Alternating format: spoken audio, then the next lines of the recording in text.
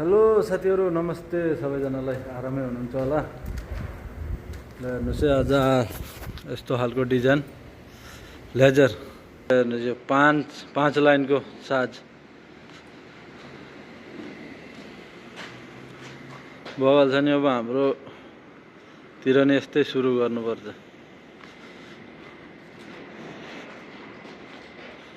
यो लेजर हो हेर्नुस्। पेन्टिङ यहाँ काम गरेपछि पूरा फाइनल पेन्ट गरेर एकदम फिनिशिङ गरेर लानुपर्छ। हाम्रो वहाँ जस्तो हुँदैन हैन, उधर का जैसे नहीं होता है ना। इधर तो पूरा फाइनल करके लाना पड़ता है। हमारे तरह क्या होता है, प्राइमर मारो लाल वाला लगा ठोक दो। वो भी ठोकने के लिए पैसा लेते हैं। वो भी पैसा लेते हैं। दरवाजा अपना बनाओ ले जाओ। यसको पछाडि चाहिँ स्टिल पाता आउँछ, यो वाला पाता।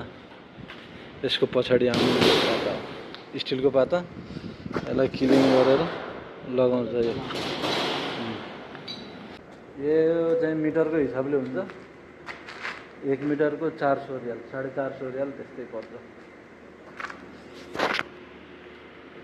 हाम्रो ओस्तादजी वहाँ हुनुहुन्छ। यो चाहिँ ढोका आधी भन्छ यसलाई। आधी भन्नाले आधा होइन कि, मतलब सिंपल टिका टुली टालेको। इसमें गोल्डन पेट नहीं लगाएगा। इसमें कलर अभी मारा है। इसमें गोल्डन पेट नहीं लगाएगा। कलर मारा है। बेंजीन वाला कलर है, थिनर वाला नहीं है। हाम्रो ओस्ताद जी हो वहाँ। मजा छ साथीहरु, मजा छ। तर डोरहरु चाहिँ बबाल दामी हुन्छ के। लेजरको डोरहरु अनि त्यो बक्स, मैले बक्सको भिडियो नै हालेँ। मैले ढोकाहरुको अब अर्को नि हाम्रो त्यहाँ बन्दैछ। त्यो फ्रेमहरु रेडी छ त्यहाँ। यो चाहिँ फ्रेमहरु त्यो चाहिँ अर्कै डिजाइनको हुन्छ, त्यसको चाहिँ अलग भिडियो बनाउनु पर्ला। र साथीहरु यस्तै छ काम। दुईटा काम वर्कसप छ। उता मैले चाहिँ त्यो क्याबिन भ्यान मात्रै बनाउँछु, यतापट्टि घरको कामहरु ग्रिलहरु ढोकाहरु यस्तै बन्छ यता धेरै जसो। बाँकी त त्यस्तै छ हेर्नु कस्तो।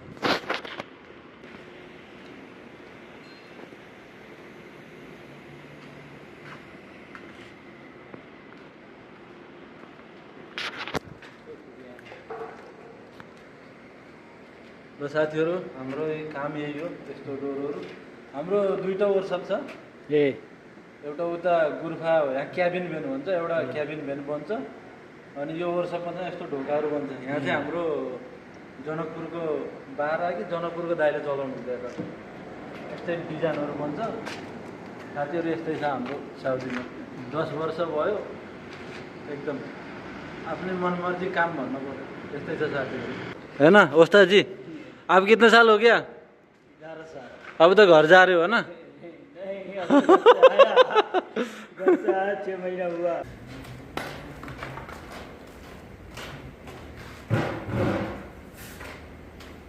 गाड़ी आ जाए।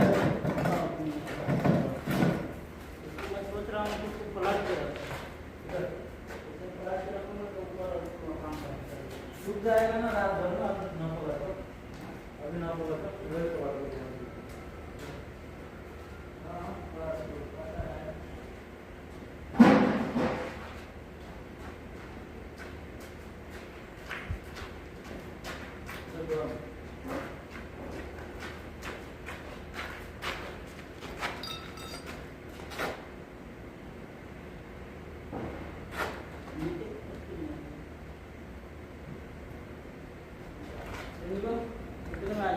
तो गाड़ी आ जाएगी।